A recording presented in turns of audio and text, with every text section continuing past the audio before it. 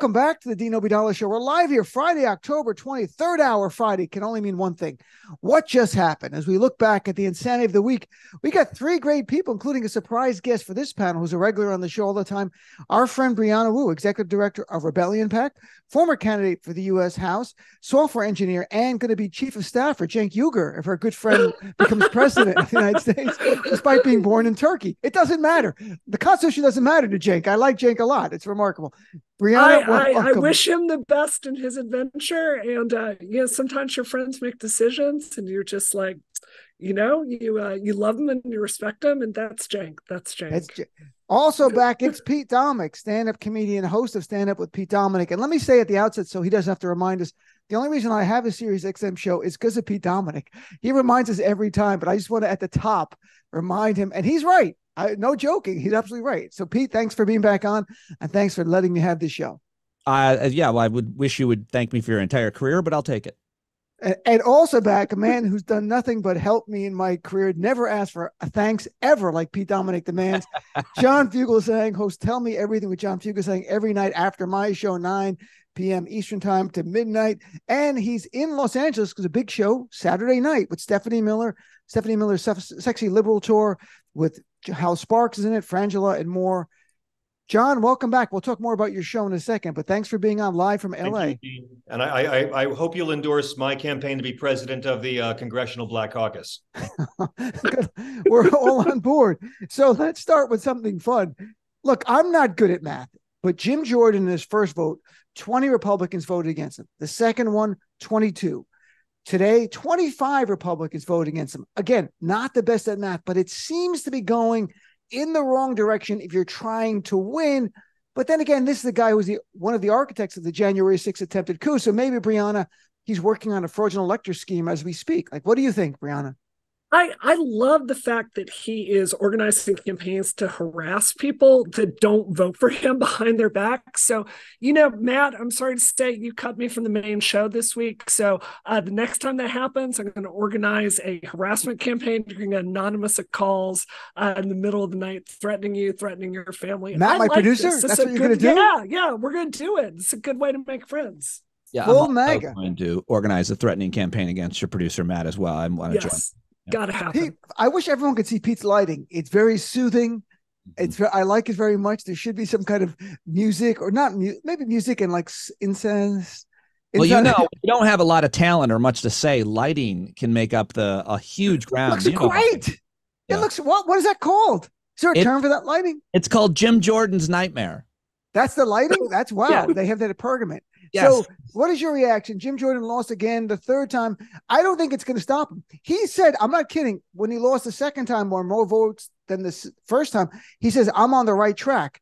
So something is not working with me and math. I'm, again, not good at math. What's your take, Pete? My point of view comes from the point of view of being a constituent of Mike Lawler's in New York State. So watching this unfold and watching him have to figure out what he's going to do and who he's going to side with, to me, I'm looking at this and thinking about the next election and how this is going to affect them. The fact that being an insurrectionist and being a chief coup plotter is an asset and not a liability, I think that matters. Although maybe it's not an asset enough because he can't get over the threshold, because there are some Republicans who are demanding that he at least admit what happened on Earth One, which is that Joe Biden won the election. And so I think it's going to really pretend a lot of bad things for Republicans in the next election, this whole fight. That was very thoughtful. It really took me for a loop. I didn't expect that from you.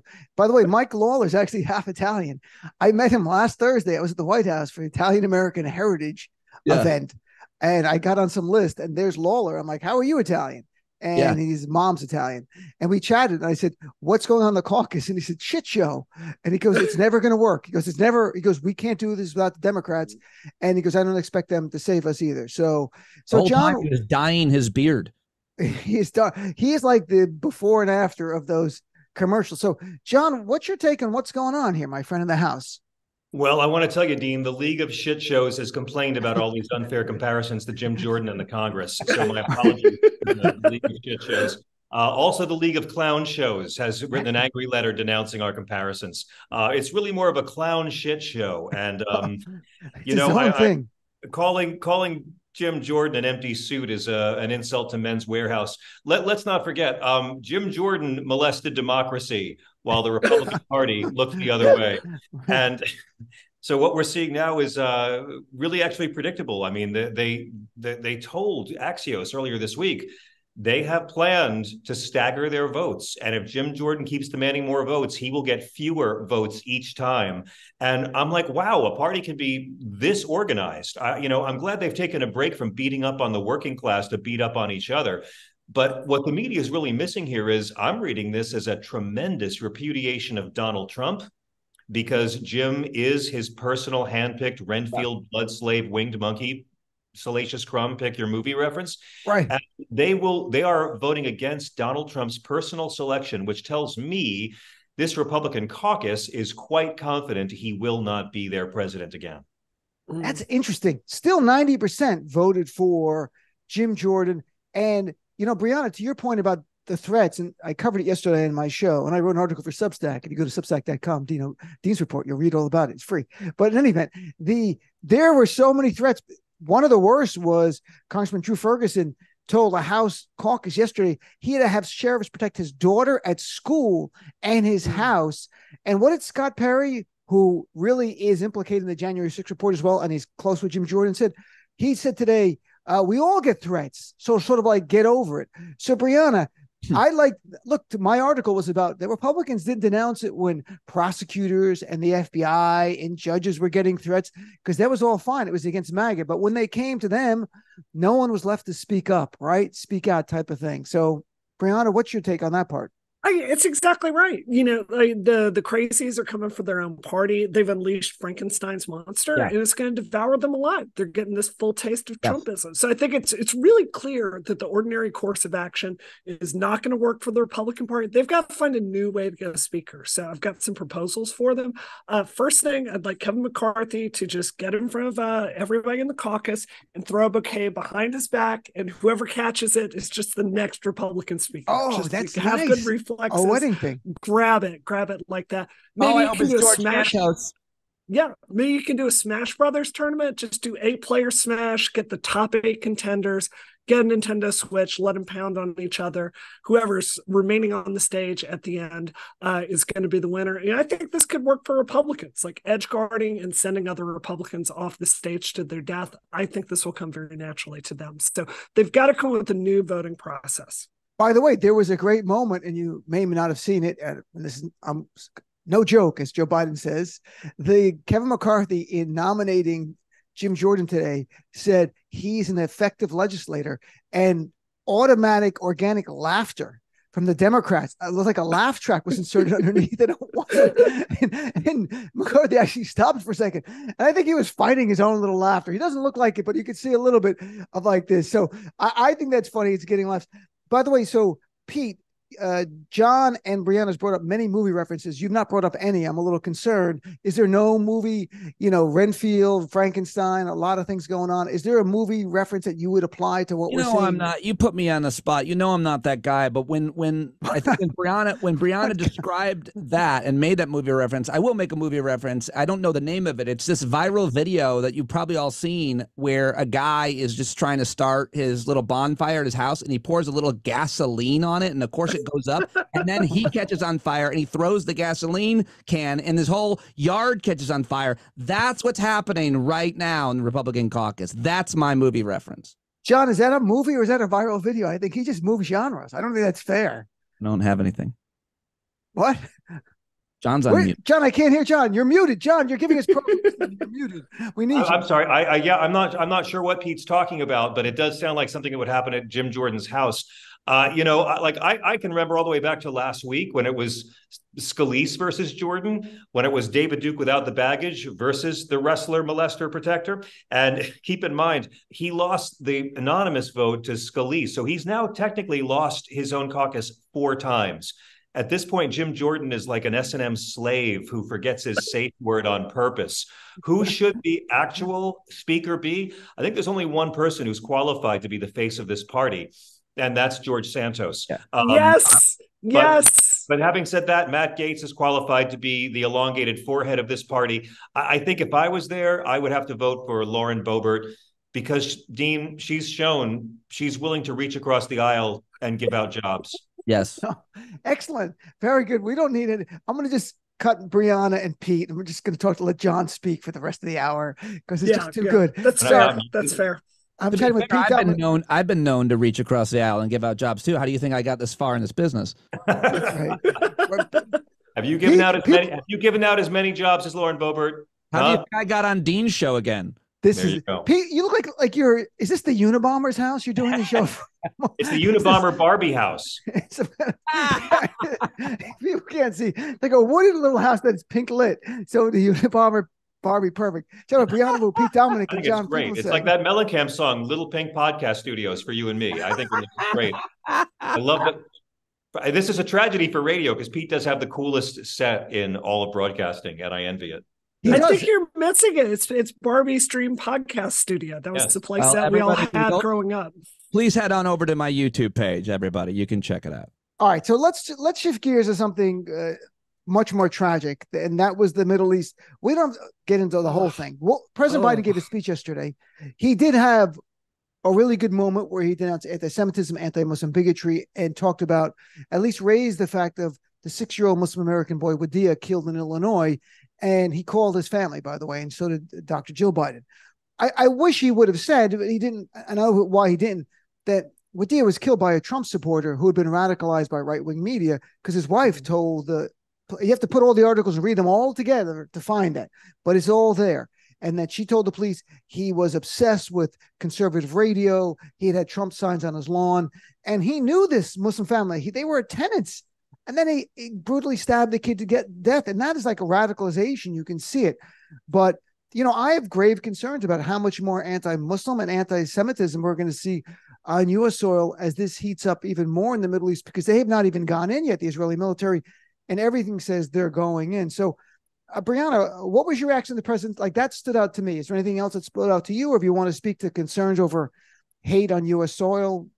No, I just remember, my husband is Chinese. You may be able to tell that I am not Chinese. It's very subtle. Right. You can see it there.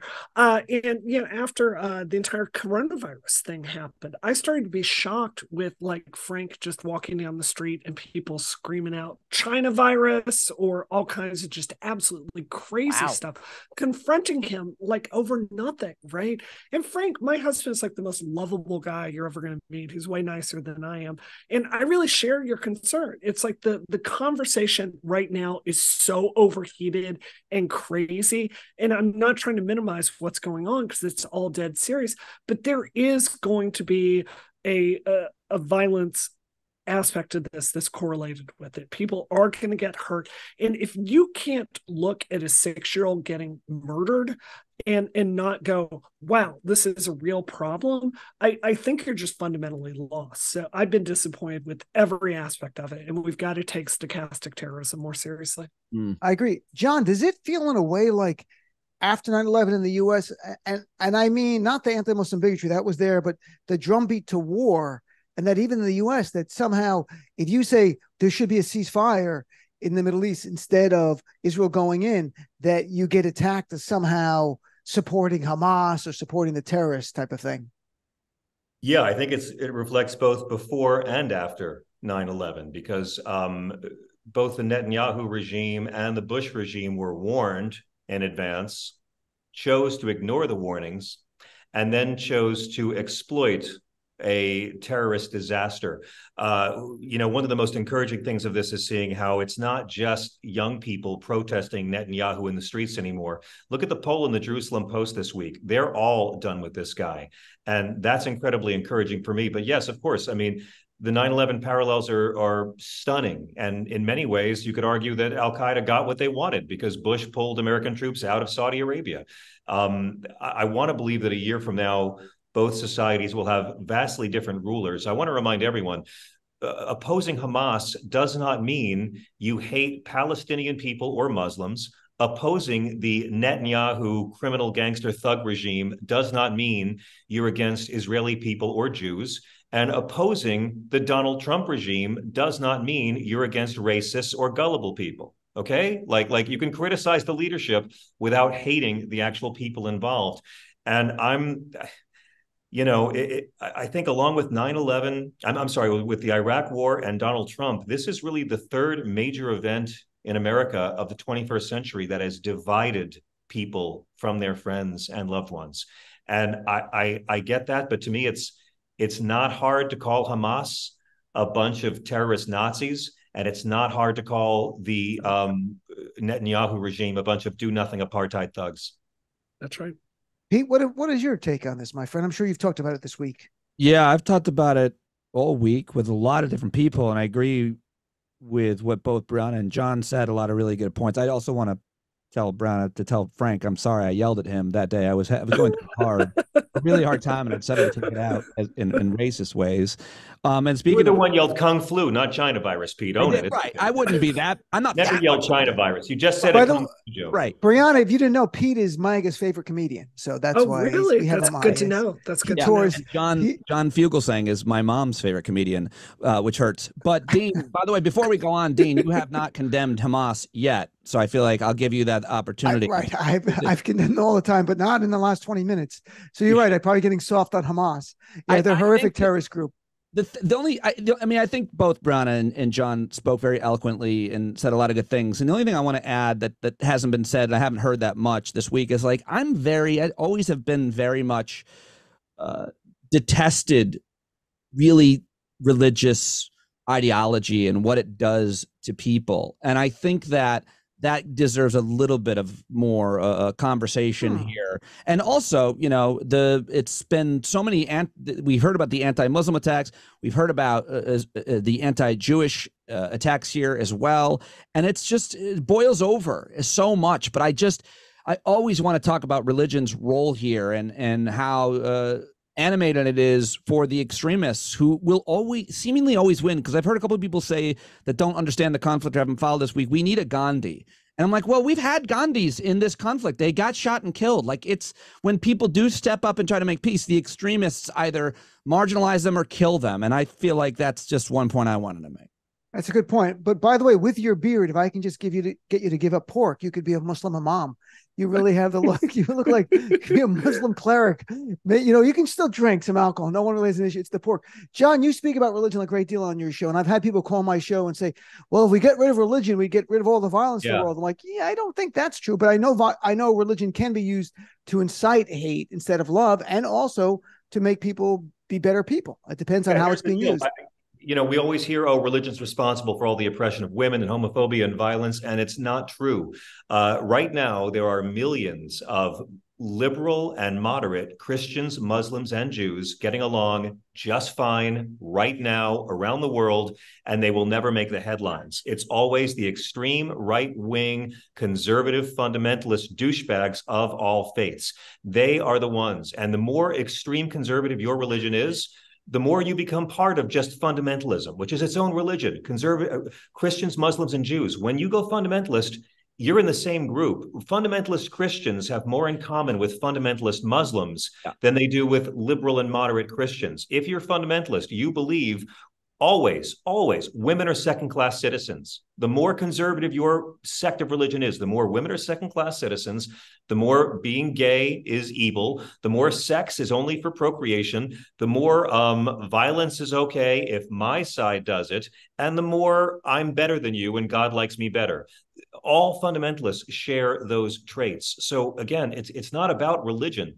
It is about extreme conservatism of all religions. And I'm ready for the media to stop saying people like Donald Trump and Mike Pence and George W. Bush are Christian. And I've been saying this, and I get people calling me up saying, well, you don't see Christians doing terrorism. You don't see Christians strapping on bombs and killing people. No, you see George W. Bush saying God told him to invade Iraq and slaughter hundreds of thousands of civilians. Bush said on the eve of the Iraq war, God will not be neutral. It's just in the first world. I disagree, but I've always disagree with John on this point of view. Go ahead. Which is simply that I believe that people are what they say they are. No one's better than John Fugelsang at proving they don't practice their religion as it's taught. No one, really. But but two things can be true. if you identify as a Christian, and I think it's important to bring it back home, this week we've been hearing right-wingers from Amy Kremer to Donald Trump Jr. saying we need to be worried about Hamas coming across our border. I'm like, no, you are the terrorist. And those people are overwhelmingly Christian. They're Christian nationalists. They go to church. They identify as Christian. They send money to Christian organizations. I think they are Christian. And even though you say they aren't because of your interpretation, which is better than theirs, and you explain it to them better than anybody, I still think they are Muslims. I think that Hamas is Muslim. Al-Qaeda is Muslim. And so are the extremists that pose the threat here in America, Christian. Yeah, but they're also spiritual frauds. I agree with what you're saying, and I'm not trying to make a no true Scotsman fallacy argument here, but here's the deal about this, because January 6th was terrorism, if we're going by the dictionary definition, which is the use of violence or threat of violence against a civilian or government population to bring about policy change. So, here's what I say about that. Yeah, they're Christian. They identify as Christian. My whole point is, if you vote against and legislate against the actual teachings of Christ, find a new name for your club. Here's my deal. If you say that you're in a Rolling Stones cover band, but you only do songs by Nickelback and Vanilla Ice, and you don't actually ever sing the words the Rolling Stones gave you, find a new name for your band. That's a good point. Let's go to Brianna. I gotta say, I have Judge a totally Brianna different Wu. opinion here. Look, I didn't really like it when Fuller House went on the air, but it was like a smash hit success show. Like, there are people that always find that kind of stuff funny. In the same way, look, I have the exact same criticism of the kind of conservative, reactionary, religious fundamentalism that is a mirror image in like all these extremist religions. I absolutely agree with the criticism, but y'all, you're not getting rid of religion in the world. It is a suicide mission from atheism. It is like humans have religion like receptors built into our brain. And there are tons of people that find that meaningful and thoughtful, and it's always going to exist. So it's not that I don't agree with the criticism. I agree with every word of it. But the problem is, if Democrats are out here and we're blasting religion right and left, often for good reason, it gives nowhere else for the people that believe in this stuff to go, of which is a lot of Black voters. It's a lot of voters in Massachusetts. That's why I distinguish 100%. So, like, I think it's actually really similar to the red pill stuff, and I will take ownership of this, right? Like, I kind of got a lot of my national profile from talking about feminist issues, and I care about that a lot. Like, this is deeply important to me. But I can look at it today and go, we spent the last 10 years in feminism talking about our needs by bashing men nonstop, and we gave them nowhere else to go. And what is going on right now? The red pill movement is one of the hottest, white hot forces on the right wing. And tell people Andrew what the red pill Tate is. It's Andrew Tate kind of looking at, women as basically a value proposition and talking to lonely young men like, hey, here's why you're still a virgin at 30. It's all feminism's fault. You need to do this. Join my MLM. And I have all the answers for you. It's basically a cult. It's a right-wing cult. So I think if we don't get serious about talking to men and people that are reasonable and do believe in religion, I think we give them nowhere else to go but the arms of the fringe right. That's interesting. Brianna Wu taking it to a different direction. Returning Brianna Wu, Pete Dominick, and John Fugelsang. So let's continue. Let's talk about another political thing. Then we'll take a break and get into some other things, especially tech stuff, which Brianna is an expert on. It was about Elon Musk and the mayor of New York using AI to make phone calls to people, which is just remarkable. We'll have to talk about that. And he's doing it by intention. But look, when Donald Trump got the gag order imposed earlier this week by Judge Chutkan in the January 6th case, everyone thought Donald Trump's going to violate it in an hour. And he even said, if I have to go to jail to defend democracy, I will. But here we are, and he's not violated it. And all this bluster about I'll go to jail and all that, I guess maybe he doesn't really want to go to jail because he could break this in a second. He can attack the witnesses. He could attack the prosecutor. He's not called Jack Smith deranged or a thug in the whole week. So it looks like it's actually working. And in the bigger picture of society and our threat of MAGA, is it important? So, John, let me start with you. The idea that, hey, he really is being reined in by a federal judge here. He's adhering to the rules, knowing he could go to jail. And And is this important, the bigger societal thing about MAGA as a group thinking they're above the law because Donald Trump's been able to be above the law for so long? Yeah, well, it's important to remember when Donald Trump hears the phrase broad gag order, he thinks that refers to when you pay the escort a little extra to make things get rough. So, but yes, Donald Trump not attacking Jack Smith for 72 hours proves he has what his dietitian did not think he had. Impulse control. Maybe not when it comes to food, but when it comes to there. And I don't know. I'm dubious about all of it. I don't know which of these judges is going to be the first one to revoke this guy's bail. I don't think any of them want to revoke his bail. Right. And I do think that going to prison for a weekend would be a fundraising bonanza for him. So, you know, at this point, look, he's got 7 criminal trials between now and next August. 7, because there's still E. Jean Carroll, which he's already guilty. Tish James, he's already guilty. And don't forget the ACN Communications Pyramid Scheme trial, January 29th. So 7 criminal trials before the convention. You know, will he get the nomination? It can go one of 2 ways. Either he gets the nomination and he's the easiest one possible for old man Biden to beat, or he doesn't get the nomination and a lot of the racists stay home. What I'm more worried about is a contested convention where they bring in like a Glenn Youngkin to be a shiny new face at the last minute. I'm also terrified of OPEC doing what they did under Trump, cutting production. So gas is $19 a gallon this time next year for Biden. And that is a much bigger threat. I don't know if Trump will ever go to jail, but these trials are going to change everything. And people who think they won't have not paid attention. I mean, the Jack Smith federal case is going to be the biggest criminal trial in history. History's biggest case for spray tan's most absorbent face.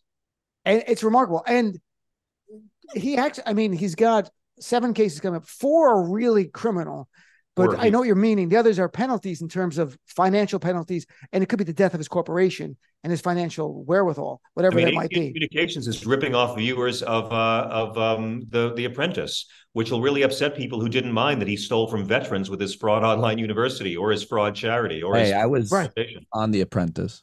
You That's were? Right. And Pete graduated from Trump University, so you've got 2 connections there. And so now Pete was valedictorian. The Trump org is no more, Dean. I mean, like he's now squandered everything he inherited from his dad and Barack Obama. And Pete, if Trump goes to jail, what gang does he join? That's my question. What do you think? I think he will go. I think he will be found guilty and sentenced to jail. But I think that jail might be his house. He can't leave his house with an ankle bracelet because they can't possibly put him in an actual prison and protect him. I think that's an actual possibility, or some kind of facility. In the yard, you don't see Trump like in the yard shooting hoops and stuff, lifting weights. Not going to be good. The Aryans will take him. The Aryans will take him. Of course. First white supremacist who spray tans to appear less white. He'll be he'll be Orange Brotherhood, right? There's that gang, isn't there? Folks, already have tattoos with him on their body anyway, the white supremacists. So it'll be an easy thing. Whatever gang he joins in prison, he'll say it was horrible, it was the worst ever. Now I'm here, best gang in prison, making prison gangs great again. MPGA. All right, sorry, I just used you for a bit. Thank you, Pete. Pete, do you agree with John that no judge would? Because you're saying they won't put him in a house. I had Frank Figluzzi on. You know Frank. Of course you know Frank. Frank actually said he thinks if Trump really gets convicted of serious felonies, they can't put him in his house because then it undermines the system. They could put him in Supermax, where Supermax is not just freedom to get out, making it harder. It protects prisoners from other prisoners. That's what Supermax is also about. Build like a Magneto prison for him. I like that. Like a special, you know what? I will just say that the only thing that I have to say that's interesting is I did meet him when I was on The Apprentice because I was a comedian and I was hosting a fundraiser. And I should say I didn't meet him. They came up to us and they said, this is 2004. It said, Mr. Trump will be here soon. Would you like to meet him? And I said, does he want to meet us? And they said, not necessarily. We can arrange it. And I literally said, I'm good, because in 2004, I thought he was a rapist. Then, like, I was in New York. Really? I was like, isn't that guy like rape people? So no, I don't want to meet him in 2004. And the idea that anybody could ever, get behind that guy in any way is still I'm still in 2004 thinking like I didn't like him then, much less now. But I defer to Brianna for a smarter response on this. But I just want to say though, I think it's great that Pete made it clear that he's better than all of us because he saw what Trump was about in 2004. Every New Yorker. Yeah, I know you're joking, but like every New Yorker, I didn't know he was a racist. Women did. I thought he was a punchline. I thought he was like a punchline. I hosted a fundraiser for him as well in 2003, and I didn't want to meet him because I was turned off by how he humiliated the mother of his children in front of the paparazzi. Right. Yeah. But you were on The Apprentice. I mean, and that show on The Apprentice functionally ended democracy. So, that's a mark. Yes, no, I absolutely. I would have, like at that point in my career, it was a huge opportunity. It was 2004. It was the season finale episode that I was on. And it was I got to do stand up and I got to make fun of his right hand man, old George. And I said, hey, George is here. He's a veteran. And I said, Confederate or Union. And the Trump people got all scared, like Pete Dominick's making fun of Trump's guy. And I'm like, you know what? Good. That's good. That's a good joke. Brianna, before we go to break, do you think a judge will actually, before trial, would put Trump in some kind of custody if he continues to violate if he were to violate gag orders? Oh, God, I hope so. I think he's got the fear of Jesus Christ himself in his soul. I mean, do you remember when Trump wouldn't even sleep at the White House and called it an S-hole? And then he was like flying over to Trump Towers every single night, like after he was president, to sleep in his like solid. Yeah. Do you remember all of this? Because he needs a solid gold toilet that much. Can you imagine how horrible prison is going to go for this guy? Oh, just hook it into my veins. I cannot wait. Shawshank too. He'll be there not doing taxes. He doesn't have any skills to save himself. He'll be in the laundry room working. All right, let's take a break. We're going to come back with what just happened with our friends Brianna Wu, Pete Dominick, and John Fugelsang right after this. And what's your Cheese Bro pled guilty. It's official. Oh, he did. Jen knew he was going to plead guilty. Jen Taub said she knew he was going to plead guilty. You know where they gave him a deal where I bet you he doesn't plead to a felony, but we'll take a look. I'll take a look when we come back. I'll bet you anything. I was talking with Glenn Kirshner this morning. Sydney has already cut a deal with Jack Smith. Maybe. And that's the real question. Oh, we can talk about that for a second. She will by tomorrow. If she's smart, she will. She's going to be disbarred for this, though. But 100%. All right. And let me bring us back. And welcome back to the Dean Obeidallah Show. We're live here Friday, October 20th, continuing our conversation with Pete Dominick, Brianna Wu, and John Fugelsang. By the way, John, I know we usually wait to the end, but I know you have such a big show tomorrow in LA. Tell us a little bit about it. Oh man, well, we do this this tour, the Sexy Liberal Comedy Tour that I've done for the last decade with our friend Stephanie Miller, and we're only doing one date in 2023. It will be tomorrow night at the Saban Theater in Beverly Hills. If you can't make it, it's also going to be live streamed as a pay-per-view featuring Stephanie and Hal Sparks and Frangela and me with our special guests, and it's a real alpha liberal panel this time. It's going to be Rob Reiner, Glenn Kirshner, MSNBC legal analyst, hero of the actors strike and hero of Hellboy, Mr. Ron Perlman, will be on stage with us. And Malcolm Nance is parachuting in from the feed somewhere. So it's going to be a hell of a show. That is Saturday night. If you can't make it live, you can see the pay-per-view. Go to sexyliberal.com or go to meethook.com/live. That's MEET. Please don't click on MEAT hook. That's no place for you nice people. Don't go to that. And that's great. Malcolm Nance is probably in camouflage. You won't even see him. He'll be in the theater during the show. And this reappear out of a chair. It's like, oh, you were a chair. So what a great lineup. Please say hello to Ron Perlman. He's been on the show a few times. I like him a lot. Yeah, I will. I'm really excited to get up and, just to do obviously it's a great month for topical comedy, isn't it, Pete? But I'm just happy to get on stage and with a very excited couple thousand people and just tear the place down in laughter and mockery. So speaking of laughter and mockery, the Kraken pled guilty a couple of days ago. Sidney Powell and now Kenneth Cheese Bro. I really like Cheese. I know it's Cheese Bro. I like Cheese Burrow, but that's not how you say it. There's 19 Cheese Bros indicted in this case. 19 Cheese Bros. So he's also pled guilty. So Pete, what do you think? I mean, how concerned should Donald Trump be that Cheese Bro was the sort of the architect, they say, of the fraudulent elector scheme? Sidney Powell, we know, are very close with Donald Trump. She was in the White House on December 18th in that infamous meeting that went for hours, that went so bad afterwards. That's when Trump tweeted, "Be there January 6th. It's going to be wild," because he knew there was no legal way to stop the certification. So she was integral in this. Honestly, how concerned do you think Trump world is? Oh, that's a good question. How concerned Trump world is? Or Donald Trump?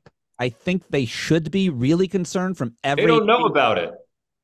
Well, it depends on what you're referring to Trump world. If Trump fans may not know about it, John's referring to the fact that they don't get the news. I meant Donald Trump specifically. And Sorry. I think Trump and his lawyers are probably really, really concerned about it for a lot of reasons. Every single legal analyst I've heard saying it's a huge deal that Sidney Powell pled guilty. Surprised everybody. And what does that mean? That she's turned state witness. And now Cheeseborough is as well. I'll leave it for smarter people, including Brianna and John, who may know more about the legal issues here to weigh in. But it looks like also it's going to expedite the trial, the fact that they've pled guilty.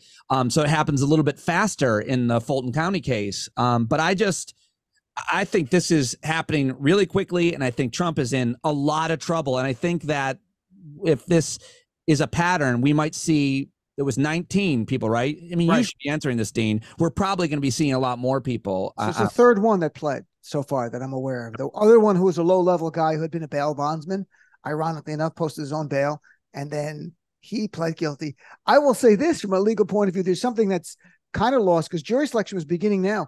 Trump world was looking forward to watching these other trials to see what the state laid out, how the witnesses testified, so they can prepare more for their own trial for Trump. They've been deprived of that now. So there's no trial. These are the only two that I know who demanded an early trial, a speedy trial under Georgia law. It's kind of a unique thing.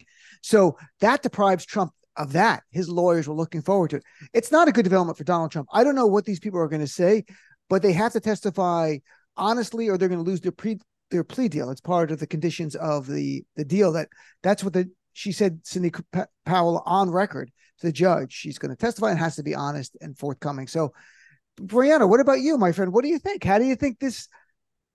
I don't know if it affects Donald Trump at all. I'm sure he's not happy about it, but in his world, it's win or die. It's simply win the election next November or spend the rest of your life in prison or in Russia, which I really think he'll flee the jurisdiction. And people think I'm kidding. I'm not. I think he would leave the country. No, I think you're dead on. First of all, I just want to thank Pete for acknowledging my legal expertise as a former independent game developer. We all go to like 5 years of law school, so thank you for that. You're welcome. So I really can see it both ways. Like I feel like a lot of people are reading way too much into this. Mm-hmm. Like, do y'all not remember all the bat-ass crazy stuff Sidney Powell has been saying, like about voting machines and Hugo Chavez like infiltrating them? This woman is like, from her public comments, she's off her rocker. It's really easy for me to imagine her, like, she's got to testify. That's part of the deal. So you're going to bring her up there and they're going to be asking her questions to establish if she's credible and just asking her about all these crazy things that she said in her public statements. It's like she's either a liar or she believes that Hugo Chavez like infiltrated the entire voting system and like rewrote the code for voting machines. Like, pick one. So I am not sold that she's going to be as credible a witness as people are saying, but maybe there's like hard evidence that she's bringing in the form of emails or things like that. So I will just say one thing from a legal point of view. Let me pretend to be a lawyer here for a second. So Kenneth Chesebro did plead guilty to one felony, and that was his opposition because Sidney Powell got to plead to misdemeanors. By pleading to a felony, it means Kenneth Chesebro is now a convicted felon. Kenneth Chesebro will 100% be disbarred. He's a lawyer.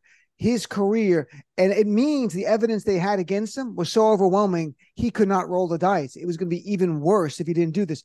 No lawyer wants a plea to a felony. He knew exactly what's going on. So they must have such an amazing amount of evidence. Don't forget, his lawyers have access during the pretrial criminal discovery to the evidence they're going to use against him. And he's got to serve 5 years probation, $5,000 in restitution. But to me, the plea to a felony is the most significant part of that. He's going to work with them. And I'll tell you, because he could have went to jail for a felony, even though he had no priors. All right, let's shift gears. Let's talk about something interesting here. Me and Brianna on my show, she's a regular on my show, have talked about Elon Musk so many times. He is doing everything he can to destroy Twitter, X, whatever you want to call it. He announced today, he tweeted at 2 a.m. That's the timestamp. So I don't even know what kind of meetings they have over there. We're going to have 2 new tiers of subscriptions for users, he said. One will be lower cost with all features, but no reduction in ads. The other is more expensive, but has no ads. like it's Netflix. Like the content is so great on Twitter that I don't want any ads in my time. I'm going to pay an extra fee not to have Tommy Chong trying to sell some kind of, pot type of thing that you eat. Like that's all the ads are my thing are all Cheech and Chong. I'm not even kidding. So I don't even know why. I know why. I don't smoke weed at all. Why are you selling it to me? Like, I don't think your targeting is so bad at Twitter. But the guy borrowed $44 billion. Right. So that's all it is. Brianna, what do you make of it? And by the way, to remind people, he was rolled out earlier in New Zealand and the Philippines. Why those two countries? I'm not sure. To test the charge of $1 per user. Everyone's got to pay $1 if you want to use the platform. So we're not sure where this new plan comes in because it was just a post on X by him. Brianna, what can you fill in on this? So I'm going to be honest here, and I know everyone here is going to judge me for this. Twitter has the worst ads of any service that exists. The worst ads. I had to block Cheech and Chong because their ads are so bad, because every other ad was for gummies. There are porn sites out there that have better ads than Twitter does. So I'm going to be honest. He said, we're bringing out a tier with no ads, and I'm like, I'm thinking about it. So really? I think it speaks. I look, I'm not going to go through with that, but it's so bad. It's so obnoxious. It's so obnoxious. So I think there's going to be some appetite from it, from the Tesla dead enders that will never do anything but think that Elon is the second coming of Jesus himself. But he actually put out a statement, Dean, a couple of weeks ago saying Twitter is nearly cash flow positive if you take out all the cost of debt servicing, which is like me going out and buying a Ferrari like 488 Pista with a gated manual shifter and going like, yeah, I'm completely revenue neutral with my car if you just take out the debt financing. It's the exact same lie. So John, just more lies. So John, you have a very good following on Twitter. Would you honestly, have you contemplated, or you might, we're not judging, it's a business choice for us. It's part of promotion advertising. Would you pay a fee if he imposed it just to keep your account of $1? My understanding is that this dollar thing is only going to be for new users in 2 countries. They're just going to roll it gradually and see how disgusted people are. And I don't really know how much revenue that's going to generate for apartheid McBrackface. But I will say, I keep thinking of the Tom Petty song, The Last DJ. As we celebrate mediocrity, all the boys upstairs want to see how much you'll pay for what you used to get for free. And I really have come to believe that Twitter is like one of those mob restaurants that's being burned down for the insurance money. Good for us. I mean, like, I know the Saudi family hated it after Arab Spring, and it seems like a lot of dark money from Saudi Arabia, and who knows what other authoritarian rulers may have been loaned to apartheid McBratface to essentially burn down the closest thing Earth had to a global public square. It's all destabilizing the West, and Elon is their agent. Pete, can you answer in song lyric, please? Yeah, I was going to say, reminds me of CCR and John Fogerty's Fortunate Son. When you think about Elon Musk, some folks are born silver spoon in hand. Lord, don't they help themselves, Lord? But when the taxman come to the door, Lord, the house looking like a rummage sale. Yeah. Nice. Well played, Brianna. I hope you're getting some lyrics together. That's good. That's a great answer. I was going to go with bottle of red, bottle of white. Don't you want to see on the menu tonight? That's Billy Joel from a long time ago. Sorry. So, Brianna, what about you? I do, Bob. I do, Bob. I do. I do, Bob. Any other song lyrics that come to mind, Brianna? How about Bob? I listen to EDM, Chemical Brothers, and the only songs I've got are I can't play the game. That's what it sounds like. That's what it sounds like inside Elon Musk's brain, I would imagine. How does it feel to let forever be? Here, I got some Chemical Brothers lyrics. So, Pete, would you pay a fee to keep your account on Twitter? X? I would. Yeah, I guess. That's interesting. I want, because Brianna has a big following on Twitter, and I get a sense you would. It's just a business. I despise Elon Musk. I don't know if I would pay or not. I'm trying to get my threads count up where I'm like, I don't need Twitter, but Twitter does more people follow me there, far more, and there's more interaction. But it's getting better on Threads. We'll see how it works out in time. I think it's important to just remind people, as to certainly all of us here, it is a huge tool and resource. If you're independent media, if you're doing your own thing, much less corporate media, like, you need to promote. And, you know, Twitter was a wonderful promotional tool. It's really hurt me, and I'm sure a lot of other people, that it's been so damaged, but it's still something that you have to, I think you have to be on all these people that say, out of principle, I'm not on TikTok. I'm like, I'd love to say that, but if you're an independent media creator, I think you have to be on all of the platforms, and you can't necessarily put your ethics ahead of it. I mean, it's hard to do, at least. That's my thought, but feel free to tell me I'm a hypocrite or something. No, you're not a hypocrite, but you're on Truth Social, so that says a lot, right? You know, did you hear that Joe Biden's campaign officially has more followers on Donald Trump's third-rate social media network? Like, the Biden campaign has more followers than the Trump campaign on Truth Social. I know they joined a troll, but they actually have more. You're not kidding. They have more followers. That this morning. Look it up. Wow. Yeah. Did you read that on Truth Social?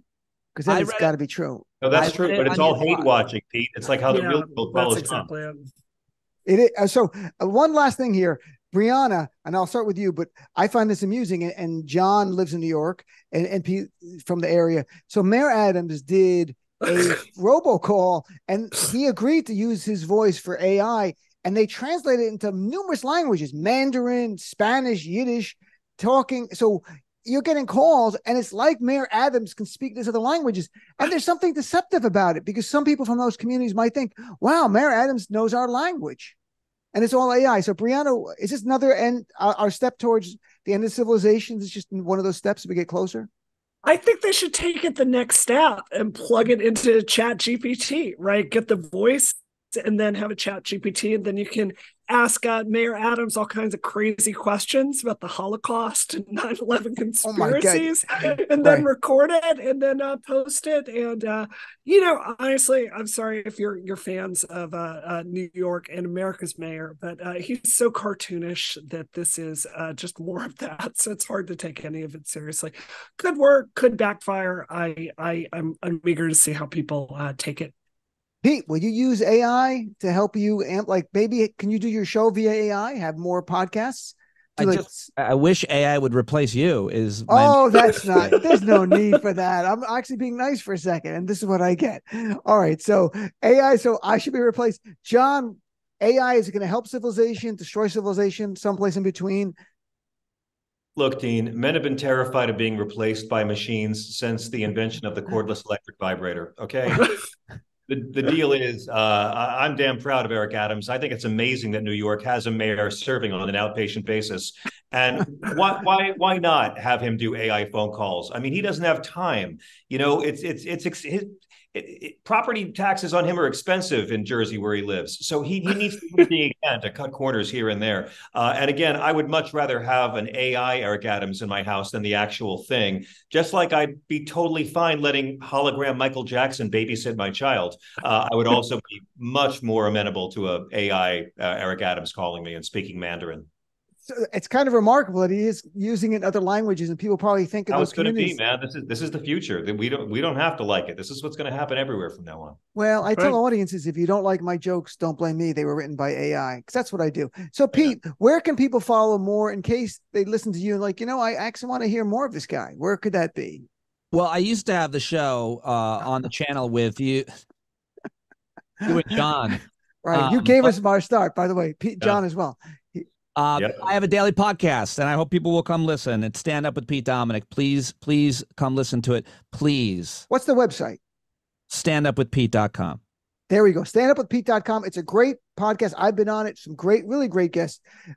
John, I know you plugged the show, but where else can people follow what you're doing, your work? Pete Dominick is one of the best broadcasters I've ever known, and you can hear me on his show, standupwithpete.com. Thank you. Very nice. By the way, I'm very much looking forward to, I'll let John finish his plug, but having Brianna on, I really would love No, you can't. I have an exclusive deal. She's show. Sorry. That's how it works. We're paying her nothing. AI then. John, did you want to plug anything else? We did plug the big show tomorrow. I've just written the first screenplay for Steven Spielberg about the kid from AI meeting E.T. AI meets E.T. I'm calling it I. So watch that. The CW has already ordered 7,000 episodes. Sean's got things cooking. And Brianna, what about you? Where can people follow you? I will plug my own appearance on your show, which is every other Monday.